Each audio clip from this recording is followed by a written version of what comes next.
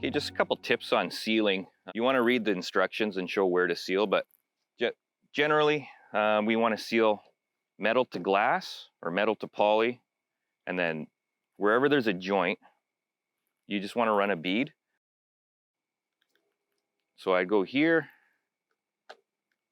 along the bottom of the gutter, and then I'd run my sealant just a bit above, like an inch up, just to cover these holes. This is where like dust and grime get in, so I just like to block that up.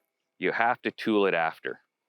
So that just helps the sealant get in better, makes it stick better. So when we're doing all this stuff, I use my Pro Glaze. So that will come in a plastic tube, and it'll look like that. And yeah, another thing, we want to have a clean surface when we're sealing. So if you have a bit of dust or grime or anything in there, just clean it first, make sure it's really dry. Then your sealant's going to set up properly.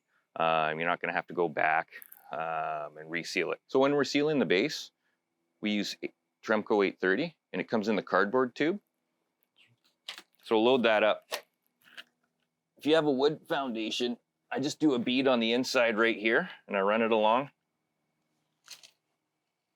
And I also just put a little bit of Tremco right on top of the screws. And again, after I do my seal, I tool it. You want to get up in these little corners here, put it against the door. You got to go around your door. This is a point where you want to just sort of pump in your caulking. One thing you don't want to do is over seal. This is a weeping system, so we want water to go into this base and weep out.